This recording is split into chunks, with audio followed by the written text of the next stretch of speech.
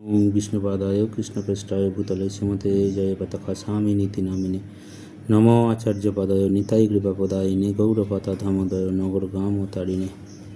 হরে কৃষ্ণ। তো আমরা যে দ্বাদশ মহাজন কথা শুরু করেছিলাম, আজকে আমাদের চতুর্থ মহাজন শ্রী সনত কুমার উপদেশ সম্বন্ধে আলোচনা করব।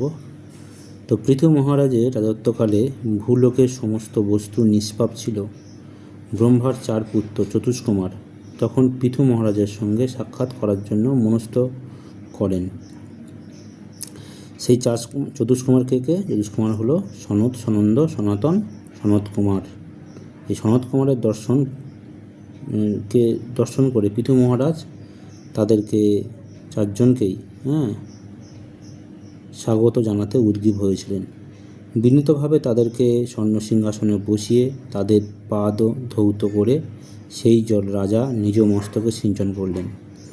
যাদের যথাযথ সম্মান জানিয়ে সংযতভাবে পৃথু মহারাজ বলতে লাগলেন, হে মহর্ষিগণ, আপনারা সৌভাগ্যের মূর্ত বিগ্রহ। আপনাদের দর্শনে যোগীদেরও দুর্লভ। জানি না কোন পুণ্যে আপনার দর্শন পেলাম। যদিও আপনারা সমস্ত লোকে বিচরণ করেন, তবুও কেউ আপনাদের দেখতে পায় না। আপনারা যার গৃহে আসেন সেই গৃহস্থ ধন্য। এমনকি গৃহী ব্যক্তি নির্ধন হলেও আপনারা ব্রহ্মচর্য পরায়ণ। আপনারা সর্বদা ছোট বালকের মতন রয়েছে। আপনারা কত সুন্দর।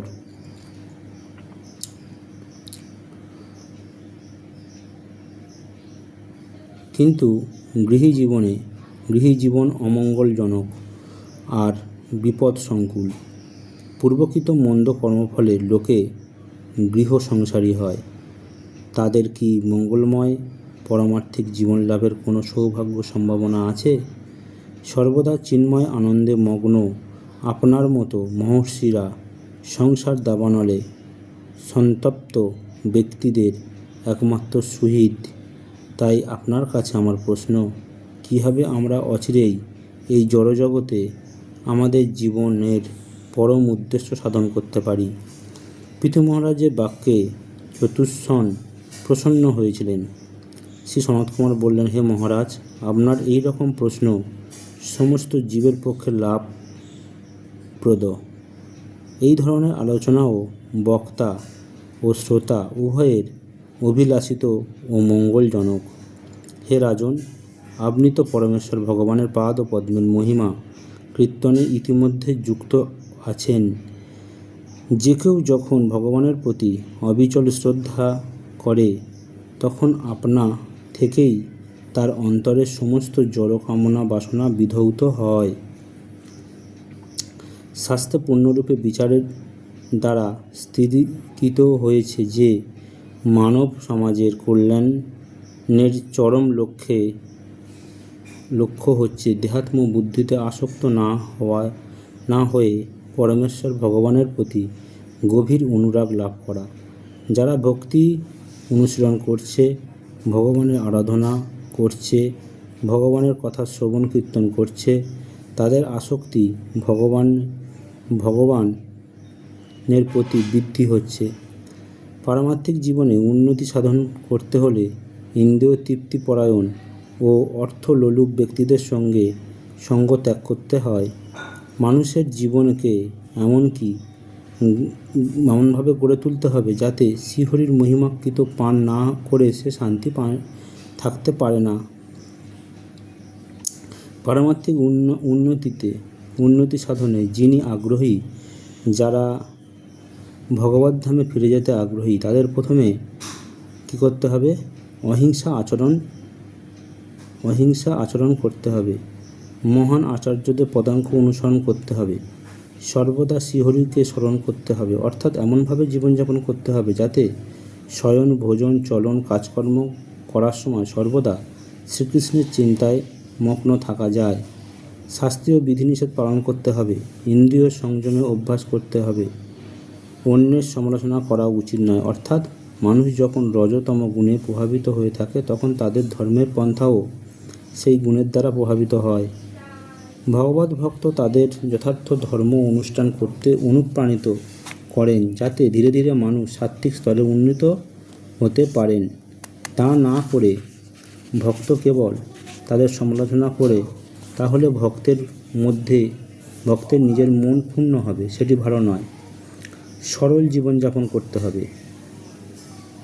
ভোগী বিষয়ীরা আড়ম্বর জীবনযাপন করতে চায়, কিন্তু ভক্তরা অতিরিক্ত আহার নিদ্রা গ্রহণ করে না। দ্বন্দ্বভাব সহ্য করতে হবে, অর্থাৎ এই জগৎ দ্বন্দ্বভাবে সমন্বিত।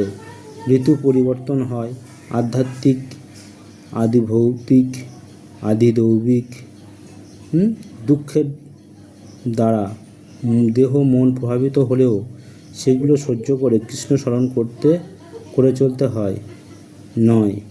ভগবানের দিব্য গুণাবলী নিত্য শ্রবণ করতে হয়, তাতে ভক্তি বৃদ্ধি হয়। শ্রীকৃষ্ণের প্রতি প্রেমময়ী সেবা সম্পাদন করতে হয়। তো এই 10টা উপদেশ তিনি দিয়েছিলেন। তারপর বলছেন যে, হে রাজন, পারমার্থিক শ্রী গুরুদেবের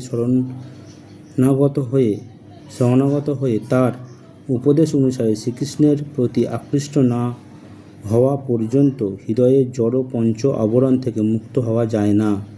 আত্মা যখন এই জড় জগতে সুখভোগ করতে চায়, তখন সে বিভিন্ন রকমের বাসনা সৃষ্টি করে।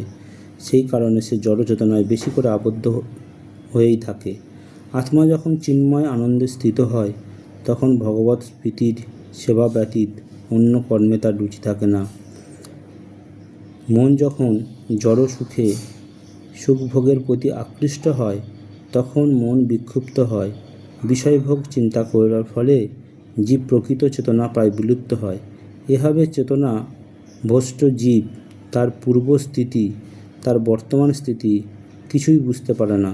তার আত্ম উপলব্ধি ক্ষমতা হারিয়ে যায়। সর্বদা মানুষ জ্ঞান বিজ্ঞানে নিয়ে থাকা উচিত। জ্ঞান হলো কি, যে সে স্বরূপে ভগবানের দাস, এবং বিজ্ঞান কি, তার ব্যবহারিক প্রয়োগ, অর্থাৎ কৃষ্ণ ভক্তি অনুসরণে যুক্ত থাকা।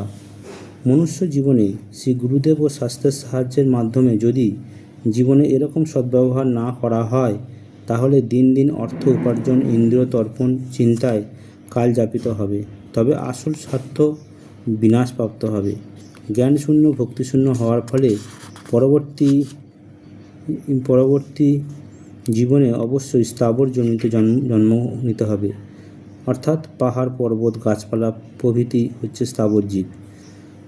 হে রাজন, যারা অজ্ঞান সমুদ্র উত্তীর্ণ হতে ঐকান্তিক ভাবে অভিলাষী, তাদের কখনো তমগুণের সঙ্গ করা উচিত নয়। তমগুণী ভোগবাদী কার্যকলাপে যুক্ত হওয়া উচিত নয়। শ্রীল প্রভুপাদ বলেছেন, তমগুণী ভোগবাদী কার্যকলাপ হচ্ছে ধর্মীয় অনুশাসন বর্জিত কার্যকলাপ, যেমন কসাইখানা খুলে অর্থ উপার্জন করা, ইন্দ্র তর্পণের জন্য নাইট ক্লাব তৈরি করা, অর্থ উপার্জনের জন্য মদের কারবার করা প্রভৃতি নারকীয় পন্থা। জড়জাগতিক পুণ্যকর্ম, অর্থনৈতিক উন্নতি ও ইন্দ্রিয় সুখ ভোগের প্রতি বেশি গুরুত্ব না দিয়ে আমাদের ভগবত ধামে পৌঁছানোর প্রচেষ্টা করতে হবে। সেটিই হচ্ছে অধিক গুরুত্বপূর্ণ, কেননা বিনাশশীল বস্তুতে আমাদের প্রকৃত সুখ আদৌ সম্ভব নয়। হে রাজন, পরমেশ্বর ভগবান শ্রীকৃষ্ণের প্রেমময়ী সেবায় যুক্ত হন। অজ্ঞানের সমুদ্র পার হওয়া অত্যন্ত কঠিন, কারণ ভয়ঙ্কর হাঙর ও তিমি সংকুল। অভক্তরা যদি সেই সমুদ্র উত্তীর্ণ হওয়ার জন্য কঠোর কৃচ্ছ সাধনা তপস্যা করেছে, তবুও আপনি সেই সমুদ্র উত্তীর্ণ হওয়ার জন্য কেবলমাত্র শ্রী পরমেশ্বর ভগবান শ্রী পাদপদ্ম রূপী নৌকায় আশ্রয় অবলম্বন করুন। সেই সমুদ্র যদিও দুস্তর, তবুও তার পাদপদ্মের আশ্রয় নিয়ে আপনি অনায়াসে সমস্ত দুর্বিপাক অতিক্রম করতে পারবেন। পৃথু মহারাজ বললেন, হে ব্রাহ্মণ, আপনারা ভগবানের মতো কৃপালু। আপনারা ভগবত আদেশ পূর্ণরূপে পালন করেছেন। আপনাদের আমার কিছু দান করা কর্তব্য, কিন্তু আমার বলে কিছু নেই। সবই সাধু বৈষ্ণবের কৃপার স্বরূপ আমি ব্যবহার করছি। তবুও আমার রাজ্য, বল, ভূমি, রাজকোষ, গৃহসামগ্রী, আমার জীবনে এই সমস্তই আপনাদের চরণে নিবেদন করলাম। যেহেতু বৈদিক জ্ঞান সমন্বিত ব্যক্তি সেনাপতি, রাজ্য শাসন, দণ্ডদাতা, সমস্ত গ্রহ লোকের অধিপতি হওয়ার যোগ্য। তাই তাদের কাছে সব কিছু নিবেদন করা উচিত। সমস্ত মানব সমাজের মধ্যে শ্রেষ্ঠ বন্ধু ও উপকার হচ্ছেন তিনি, যিনি মানুষদের মূল ভগবত চেতনা জাগরিত করেন। চতুষ্কুমারের আশীর্বাদ নিয়ে রাজা পৃথু, যিনি ছিলেন একজন দায়িত্বশীল সম্রাট, তিনি একজন পরম ভক্তরূপে তার কর্তব্য সম্পাদন করতে লাগলেন। তার সাম্রাজ্যের সমৃদ্ধির ফলে অত্যন্ত ঐশ্বর্যশালী হয়ে উঠছিল।